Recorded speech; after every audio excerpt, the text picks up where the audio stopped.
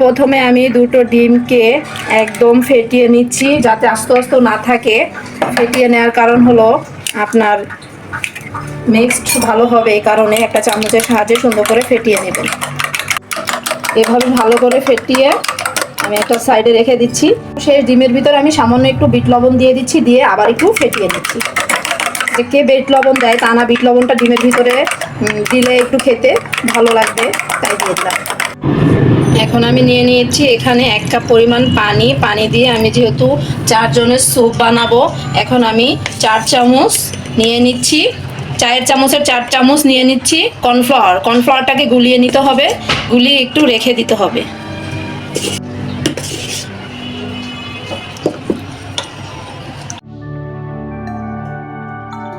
আমি এখানে 4 জনের স্যুপ বানাবো, তাই আমি 3 থেকে 4 চামচ নিয়ে নিয়েছি সয়াবিন তেল। আপনারা চাইলে এখানে বাটার ইউজ করতে পারেন। আমি বুকের অংশ কিছুটা চিকেন নিয়েছি, আপনারা চাইলে হাড় মাংস সহ নিতে পারেন। আমি শুধুই বুকের অংশটা নিয়ে নিয়েছি চিকেনের। তারপরে এখানে দিয়ে দিচ্ছি দেশি কুচি কুচি করে রাখা রসুনের কয়েকটা টুকরা নিয়ে নিয়েছি, মিনিমাম একটা রসুন আমি টুকরা টুকরা করে নিয়ে নিচ্ছি। তারপরে নিয়ে নিচ্ছি একটু ঝাল, যে যেমন খাবেন সে তেমন দিয়ে নেবেন, যেহেতু আমার বাসায় সবাই খাবে, বাসায় জন্য বানিয়েছি, আমি একটু আমার স্বাদ মতন ঝাল দিয়ে দিচ্ছি। এখন আমি দিয়ে দিচ্ছি 1টার মতন এখানে টমেটো। আপনারা চাইলে টমেটো সসটা দিয়ে দিতে পারেন, যেহেতু শীতকালীন আমরা টাটকা টমেটোটা বাইরে পাওয়া যায়, এই জন্য সবসময় পাওয়া যায়, কিন্তু এই টমেটোটা অনেক স্বাদ লাগে। নতুন নতুন যখন শীতকালের টমেটোটা ওঠে, ওই টমেটোটা আমি দিয়ে দিয়েছি। দিয়ে দিচ্ছি 1 চামচের মতন সয়া সস এবং স্বাদ মতন লবণ। সামান্য একটু লবণ দিবেন, যেহেতু সয়া সসে লবণ থাকে এবং টেস্টিং সল্টেও একটু লবণটা থাকে। আমি এখন দিয়ে দিচ্ছি এখানে সামান্য পরিমাণ testing salt, restaurant testing salt use করে, তাই একটু দিয়ে দিচ্ছি। আপনারা না চাইলে না দিতে পারেন। টেস্টিং সল্ট আমি মনে করি না খাওয়াটাই উত্তম, তারপরে যে চায় সে খেতে পারে, সমস্যা নেই। এখন দিয়ে দিচ্ছি আমি কিছুটা চায়না আদা। আপনাদের যদি চায়না আদা না থাকে আপনারা দেশি আদা কুচি করে দিতে পারেন।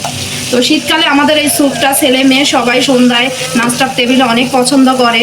তো রেস্টুরেন্টে সবসময় যাওয়া হয় না, তো বাসায় এভাবে স্যুপটা আমার বিশেষ করে যে বাচ্চারা খাবে সে বাচ্চারা বলবে আরও একবার খাই, আর একবার বানিয়ে দাও, তো এভাবে বানিয়ে খাওয়ায় দেখবেন। এখন আমি দিয়ে দিচ্ছি এখানে কিছুটা পেঁয়াজ কুচি। পেঁয়াজটা বড় করে 4 টুকরা করে আমি নিয়ে নিয়েছি। তো এক একজনের রান্না এক এক রকম, আমার রান্নাটা এরকম। তো আমার রান্নাটা আমার কাছে অসাধারণ লাগবে, আপনার রান্নাটাও আমার কাছে অসাধারণ লাগবে, যে এক একজনে এক এক রকম রান্না করে। আমি চিকেন সহ আর কিছু মশলা সহ যা যা দেওয়ার দরকার দিয়ে 2 থেকে 3 মিনিট ভেজে নিয়েছি হালকা করে। এখন আমি দিয়ে দিচ্ছি 4 জন পরিমাণ পানি, 4 জনে খাবে সেই পরিমাণ পানি দিয়ে দিচ্ছি। আমি কিছুটা চিকেন ভেজে নিয়েছি এবং কিছুটা চিকেন আগে থেকে সেদ্ধ করে রেখেছি এবং ওটাকে একদম ঝুরি ঝুরি করে নিয়ে নিয়েছি। যেহেতু চিকেন সব বাচ্চারা চিকেনটাই খেতে পছন্দ করে, এজন্য বেশিরভাগটা চিকেন দেওয়া আমার।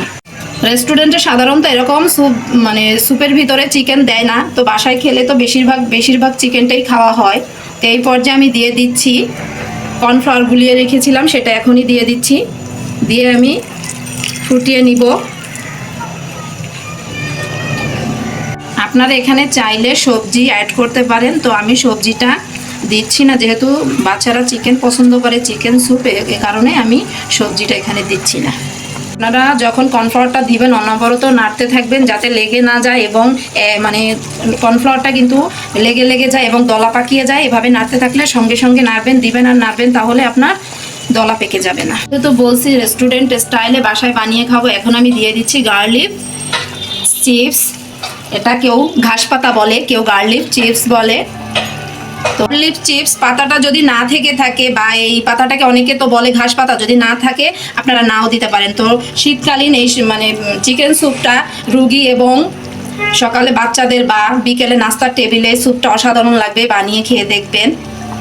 আমি দিয়ে দিচ্ছি এখানে 1 চামচের মতন গোলমরিচের গুঁড়াটা দিয়ে ভালো করে নেড়ে নেবেন। তারপরে গোলমরিচের গুঁড়োটা যখন একটু ঝাঁঝালোর জন্যই দেওয়া বেশিরভাগ, তো যে যতটুকু ঝাঁঝালো খেতে পছন্দ করেন সে ততটুকু দিয়ে দিবেন।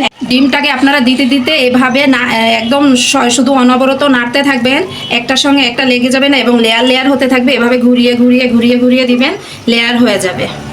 গরম গরম যেহেতু পরিবেশন করব, এ কারণে আমি এখনই দিয়ে দিচ্ছি কিছুটা লেবুর রস। এখন আমি এই পর্যায়ে আপনারা যদি চান ধনিয়া পাতা দিতে পারেন, আমার বাসায় ধনিয়া পাতাটা পছন্দ করে, এ কারণে আমি একটু ধনিয়া পাতা দিয়ে দিচ্ছি। আমার বাসায় বসে খুব সহজে চিকেন স্যুপ গেল। বাসায় বসে বিকেলের অসাধারণ একটা রেস্টুরেন্ট স্টাইলে একটা রেসিপি।